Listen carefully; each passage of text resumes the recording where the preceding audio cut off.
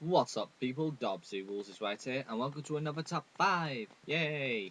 It's another Kingdom Hearts top 5, but the last one that we did was the top 5 Kingdom Hearts worlds that have already been in, but I would like to bring them back for Kingdom Hearts 3.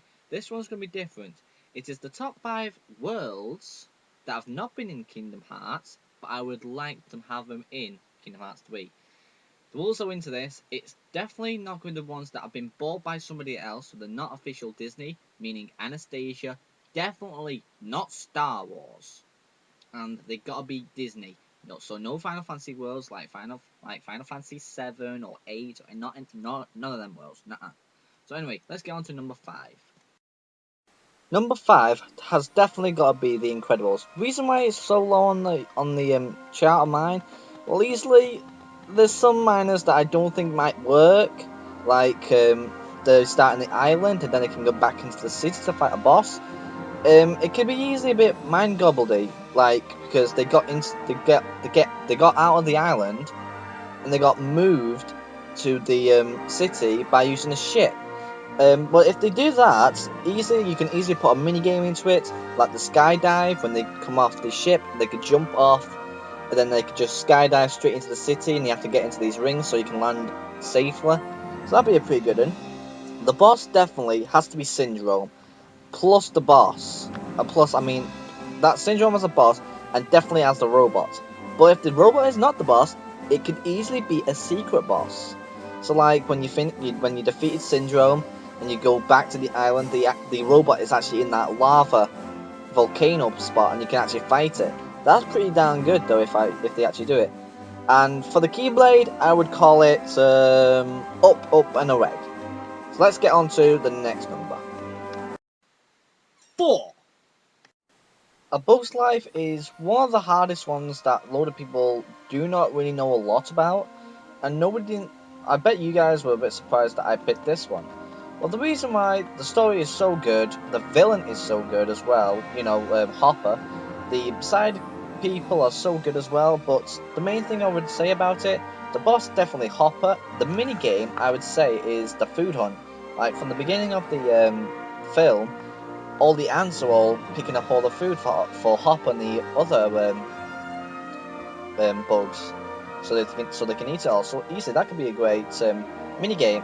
The Keyblade, I would call it Incy Wincy. Okay, I don't have a picture of a Keyblade of it, but the main thing I would say about this one is because of Sora, Donald, and Goofy. They are originally a dog, a duck, and a human. They can easily have costumes for this, so easily Sora could be an ant, Donald could be a butterfly, and I would say Goofy could be an armored beetle. So literally, it'd be pretty damn good. Um, so overall, I would say that have been a pretty damn good level. So let's have a look at our next world. 3. Pocahontas can be a very difficult world that you can actually go into. Well, easily, you got yourself the boss. I can easily say to you, I forgot his name, but it was the guy in purple, reddish clothing that's always greedy. The Keyblades is definitely going to be called. There's actually 2 Keyblades I was going to have. I would call one of them called the Savages, and the other one the Color of the Wind, which can be pretty damn good weapons, and the pretty look of them are pretty awesome. But anyhow, the bosses could easily be him, but definitely have him as a heartless or a nobody be pretty darn good. The mini game can be a treasure hunt. Right at the beginning when you start the world, he's asking you to find treasure for him, and you actually look for treasure. Then it ends up the story getting stronger and stronger and stronger. So that's what I would say. But anyway, let's get on to our next one. 2. Number 2. People thought that Monsters Inc. would be number 1, but for me, I would put it down for number 2. The reason why, well, there's something better than that. But to put it down, the bosses definitely have to be Randall and his sidekick, that little red guy. And the Heartless has definitely have to be that crab guy. The minigame is definitely got to be that scaring competition when they go through the doors and they scare people. So Donald and Goofy, they have to be like monsters, so that's a new costume. And for the Keyblade, I would call it the Screamer. So overall, it is going to be a great level if they actually do make it, and plus it's definitely going to be all around about Boo, the little child, try and take her home and everything, and try and get points, and probably maybe have the Organisation 13 battles there. You do not know. But anyway, let's get on to number 1, because number 1 is going to be a long take. Number 1, it is. Yes, Toy Story 2, but it actually ties with the third film as well. Toy Story 2 and Toy Story 3 both give it a tie for this. Reason why? Well, if Kingdom Hearts pick either one of these, I'm going to tell you them both.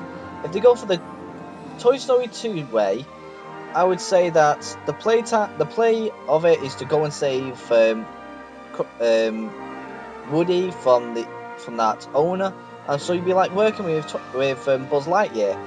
The bosses within it can easily be Zurg, the Gold Digger, and the Buzz Lightyear, the double axe Buzz Lightyear that is brand new.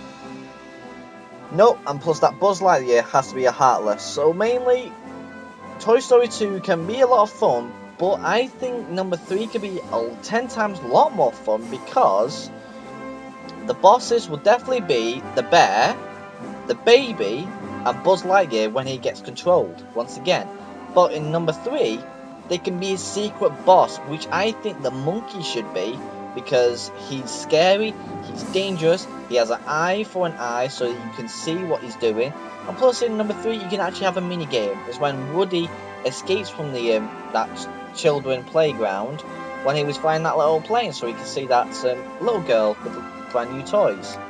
But anyhow, I forgot about the Keyblade. The Keyblade is definitely called, for both of them, Playtime is Over. It looks pretty damn awesome, the artwork. But anyway, guys, if you think I got all my numbers wrong and you thought your top 5 is better, please comment below on what is your top 5 of the Kingdom Hearts worlds that have not been made yet. And please like, subscribe to my channel, and we'll make a lot more fun and I'll entertain you even more. See you guys then for another top 5 for Kingdom Hearts.